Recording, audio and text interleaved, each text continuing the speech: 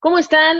Muy buenas noches. No solemos hacer más que un resumen de noticias de lo que ha sucedido en México y en el mundo en el día de hoy. Pero pues este 1 de octubre pues hay una noticia que ha generado un enorme debate en redes sociales, muchísimas reacciones también porque pues tiene una naturaleza, un carácter pues prácticamente histórico, porque la gran pregunta aquí es si realmente se imparte la justicia por consulta. Esa es la pregunta que yo hice en redes sociales justamente a raíz de esta votación, 6 votos a favor contra 5, pues para dar paso a que proceda la consulta ciudadana en relación con impartir justicia a 5 expresidentes de México. La pregunta que originalmente había mandado el presidente López Obrador ha sido modificada, pero al fin y al cabo de lo que se trata es que sí pasó.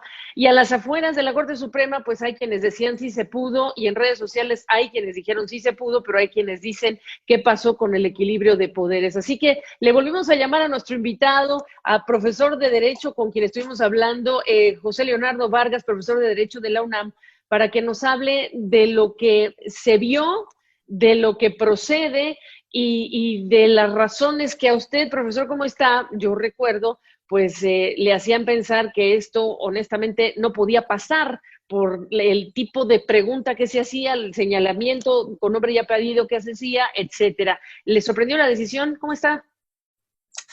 Buenas tardes, Gaby, muy buenas tardes a tu audiencia. Y bueno, pues más que sorprenderme, yo creo que no, porque como te había platicado la vez pasada que también nos reunimos para hablar de este tema, eh, preveía que sucediera esto, ¿no? Que pudiera pasar precisamente porque, bueno, pues ya también hay ministros que fueron propuestos por el presidente y que, bueno, pues había ahí la posibilidad. El día de ayer ya se hablaba mucho después de que se presentó o se hizo público el dictamen que iba a presentar ante el Pleno el ministro José María Aguilar. El, Ahí hablaba, bueno, precisamente de los aspectos que hablábamos legales que no cumplían la propuesta del presidente. Pero también preveíamos de que como se cumplía con el procedimiento legal establecido tanto por la Constitución como por la ley de consulta popular, la ley federal de consulta popular, pues podía suceder esto. Y también, bueno, se escuchaba o se sentía en el ambiente ayer que posiblemente no tendría mucho empuje esta propuesta del ministro Aguilar. Y bueno, pues ya vimos el resultado, que además, como te comentaba, pues lo que sí veíamos de manera muy clara y muy segura es que se iba a cambiar o se tendría que modificar la pregunta original, ¿no? Y que fue el resultado que vimos.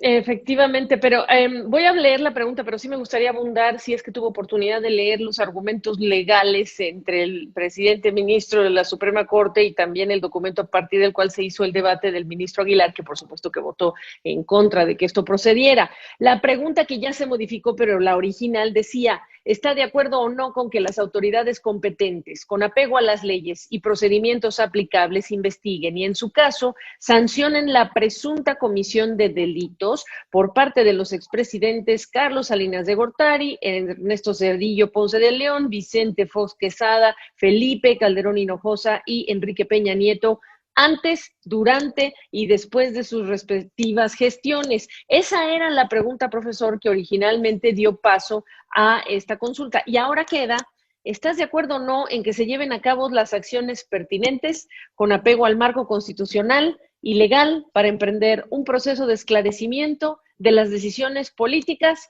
tomadas en los años pasados por los actores políticos, entiéndase ahora quiénes son los actores políticos, encaminado a garantizar la justicia y los derechos de las probables víctimas? ¿Qué es esto? Bueno, aquí precisamente para hacer constitucional algo que de origen lo veíamos de manera inconstitucional, que era la violación, a lo mejor, bueno, de este tema de la restricción de los derechos humanos, que también fue uno de los argumentos del ministro proponente de la propuesta, o bueno, el que recibió, el que presentó el dictamen ante el Pleno, de la cuestión de la legalidad del debido proceso. se quitó precisamente a los nombres de las personas y Claro. se dejó muy abierto, se dejó a todos los actores que hayan intervenido en la posible violación de eso.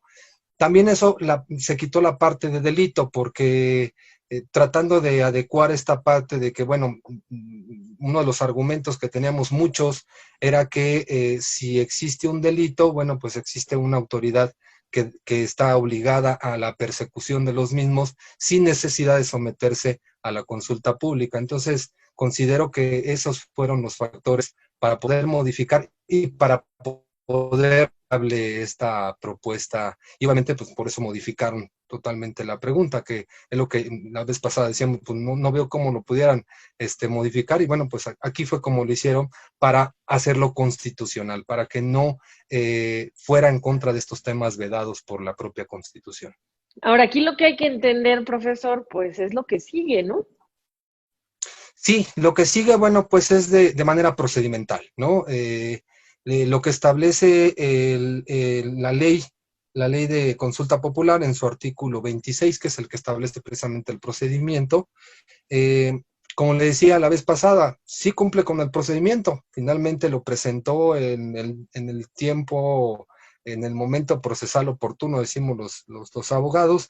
Y ahorita lo que sigue es que, bueno, se regresa. De hecho, ya establecieron en el dictamen que en las 24 horas subsecuentes, es decir, de aquí a mañana, ya tiene que estar la pregunta en la Cámara de Origen, que en este caso fue la Cámara de Senadores, y el mismo procedimiento establece que debe de ser aprobado por ambas cámaras. Y algo muy importante, no pueden ellos ya modificar ni una J ni una coma, como dicen por ahí, no pueden modificar ninguna de las ambas cámaras, pueden hacer una modificación a la pregunta. Si es aprobado, bueno, pues ya pasa directamente, bueno, ya se publica en el Diario Oficial, que es lo que establece este artículo, y ya se manda precisamente, o más bien de ahí lo toma el Instituto Nacional Electoral para llevar a cabo todo el proceso en la preparación del proceso del próximo año de las elecciones federales.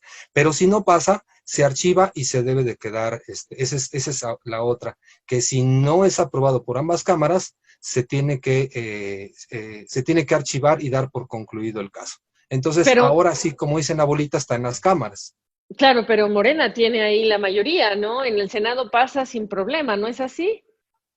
Sí, efectivamente, ellos tienen una mayoría y bueno, pues también establece de manera muy seca la ley federal de consulta popular, que con la mayoría de las cámaras, entonces puede ser una mayoría simple con la que se Exacto. apruebe. Si se enojan los partidos de oposición y se salen, pues ya entre ellos pueden aprobarlo y así queda, ¿no? Entonces, aquí lo importante es que se está hablando ya, o la decisión que tomó la Corte fue que se está hablando de varios actores, ya no solamente de los que originalmente presentó como propuesta el presidente, Expresidentes, a los exacto. expresidentes, sino ya todos los actores que hayan intervenido. Y yo creo que ahí también puede existir el riesgo que haya gente del partido en el poder, que también han participado en gobiernos anteriores. Entonces, a lo mejor ahí, bueno, pues puede venirse esta discusión interna en el partido porque intervienen ya todos los actores. Y también habla de años pasados. No sabemos qué tantos años pasados, no lo está diciendo. Pueden ser 5, 10, 20, no lo dice la pregunta, ¿no? Nada más habla años pasados. Profesor, dice, vamos a rápidamente algunas de las reacciones. José Miguel Vivanco, el director para las Américas de Human Rights Watch, dice por Twitter, delirio constitucional, dijo, delirio constitucional en México. La Corte Suprema permite referéndum para votar si se debe enjuiciar a expresidentes. Si tienen evidencias contra expresidentes, los deben investigar. De lo contrario, no hay nada que investigar. No pueden convertir al país en un circo romano.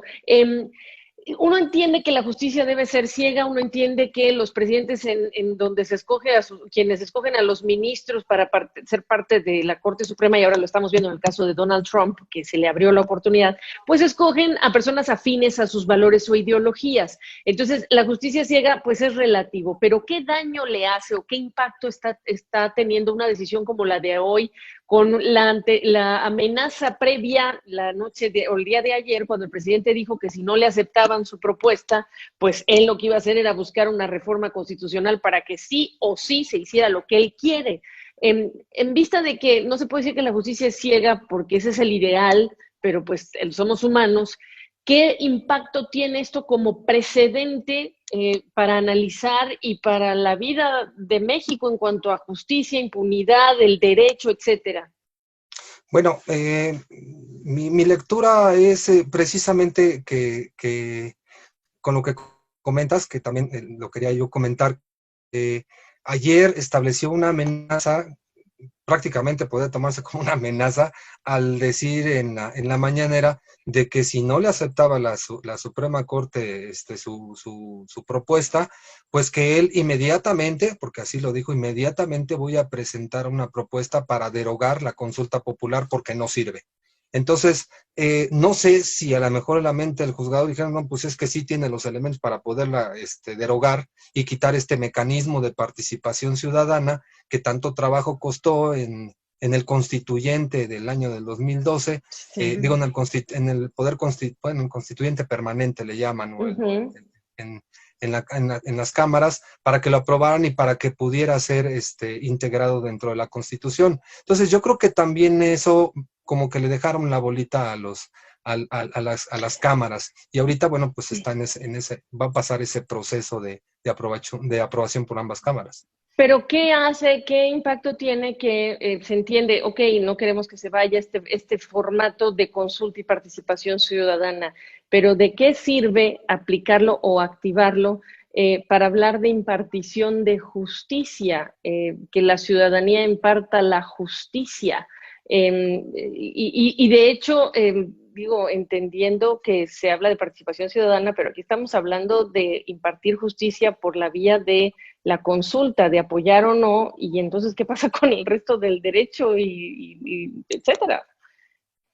Bueno, desafortunadamente, como sabemos, o más bien como decía Marx, el derecho es un medio de control social, ¿no? Desafortunadamente, ahorita se está viendo, yo podría decir que más que un Estado de derecho, un derecho de Estado, ¿no? Se está buscando que el derecho se acomode a los deseos de un gobernante, y eso es lo más preocupante. Como bien lo dijo, la referencia que hizo, pues sí, se está empezando a convertir esto en un circo romano, y eso creo que es lo preocupante, porque todo se está haciendo para acomodar a las decisiones o a los deseos el presidente. Y por último, ¿tiene precedente una decisión de estas características en la historia reciente de México, profesor? Pues no, yo creo que más bien los recientes vienen del 2018 a la fecha, ¿no? Que le han tratado de acomodar la ley. La vez pasada hablábamos precisamente para lo del avión. Se le ocurrió al presidente decir que lo iba a rifar, y entonces movió todo el aparato legislativo para derogar una ley, la ley de la Lotería Nacional, porque iba en contra de lo que él había dicho. Entonces derogaron la ley para poder cumplir con su deseo. Y ahorita estamos viendo nuevamente que el máximo tribunal, pues para cumplirle su deseo, acomodaron la situación. ¿Y qué imagen tiene ahora para usted en la UNAM, en las escuelas libres de derecho, en todas estas facultades de derecho, donde se estudia, bueno, pues la Constitución, las leyes, etcétera, el trabajo de la Corte Suprema, pero en particular de aquellos ministros que dieron cauce y dieron un sí a este proceso, profesor? Bueno, lo que estamos viendo es que no hay esta independencia o estos contrapesos ya con el poder. La intención de la división de poderes es precisamente estos pesos y contrapesos, y ya eso lo vemos, pues, una cuestión más epistemológica. Estos pesos y contrapesos que no se están cumpliendo. Básicamente lo que estamos llegando es que las decisiones se toman desde Palacio, y tienen que los demás poderes acomodar para que se cumpla lo que quiere el gobernante. Y eso creo que es lo preocupante para los que somos estudiosos del derecho, y bueno, pues también en estas corrientes que hay tanto positivistas como las postpositivistas, que también habla de principios, pero yo creo que también tanto hablando de principios como hablando del positivismo más cerrado, finalmente esta concepción de la ley y el cumplimiento de la ley, pues debe de ser en general para todos, no acomodar la ley para un gobernante, ¿no? Pues Considero no eso. le, claro, no le voy a mentir, usted lo va a comprobar y ustedes que nos están escuchando lo van a comprobar en redes sociales. Hay mucha gente que se lamenta de lo que está ocurriendo, hay mucha gente que dice que es un día triste para México, abogados que incluso dicen que están al borde de las lágrimas por lo que representan eso del equilibrio de poderes y lo que el idealismo genera cuando hablamos de derecho, justicia, constitución, etcétera. Le agradezco, profesor, que me actualice esta situación. José Leonardo Vargas tuvo clase, profesor de la UNAM, así que por eso es que esperamos para poder platicar con usted sobre lo que está viendo después de esta decisión. Gracias. Igualmente, muchas gracias, que tengan muy buena tarde, Gaby.